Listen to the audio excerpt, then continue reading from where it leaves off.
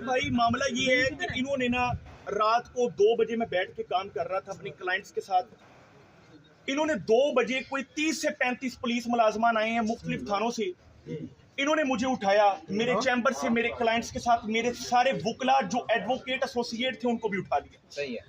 आप मेरे सर पे देखें जरा, चोटों के निशान, कैमरा करीब कर लें। हाँ जी, नजर आ रहे हैं। मैं ऊपर आपको सर नहीं दिखा सकता, लाल हुआ पड़ा है। इन्होंने मार मार के डंडे अपनी तरफ से इन्होंने पूरी कसर पूरी की। मेरा हाथ देख लें, टांगे देख लें, जिस्म के नाखून से लेकर बाल तक हर जगह पर छोटों के निशान हैं। और ये मैं बात सिंपैथी के लिए नहीं कह रहा, सही है। ये बात मैं दिखा रहा हूँ कि इन फिरौनों की हरकतें देख लें, जिनके ऊपर इंशाल्लाह हम सब ने मूसा बन के नाज़िल होना है इंशाल्लाह। अच्छा मतीन भाई, मुझे सिर्फ इतना बताएं कि ये जो हुआ आपके साथ, ये वो जो सब्जाजार में हुआ था वाकया जो आपने एक्सपोज किया था वो है या ये कोई और है? भाईजान, सब्जाजार के ऊपर मेरा कसूर ये था कि एक वकील का इन्होंने पांव तोड़ा, मैंने उसको डिस्चार्ज करवाया। पहला पर्चा इन्होंने मुझे इसलिए दिया कि एक वकील को मैंने डिस्चार्ज करवाया।